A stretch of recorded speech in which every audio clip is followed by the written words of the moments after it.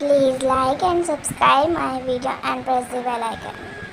कौन मास मैया का जनमवा होला, कौन मास ही लुलवा होला हो।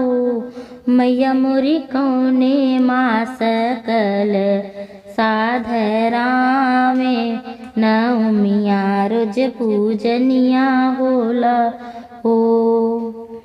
कौन मास मैया का जनमवा होला, कौन मास ही लुलवा होला हो। मैया मोरी कौन मास कल साधरा में नवमिया रोज पूजनिया होला हो।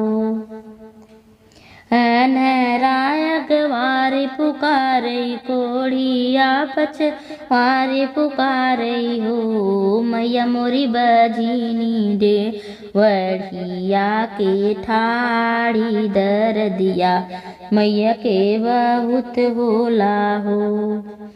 अनहरायक वारी पुकारई कोढ़िया पछवारी पुकारई हो। मैया मोरी बजीनी देवढ़िया के ठाड़ी दर दिया, मैया के नाही होला हो।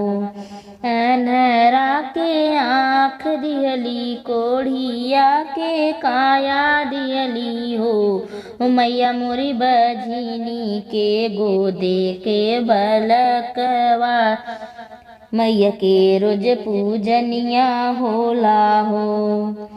अनहरा जे नरियर चढ़ावई, कोढ़िया जे चुनरी चढ़ावई हो। मैया मोरी बजीनी जे गहबर पियरिया की, मैया के रोज पूजनिया होला हो। माघ मास मैया का जनमवा होला, फागुन मास ही लोलवा होला हो। मैया मोरी चैत मास कल साधरा में नवमिया रोज पूजनिया होला हो। Thanks for watching my video.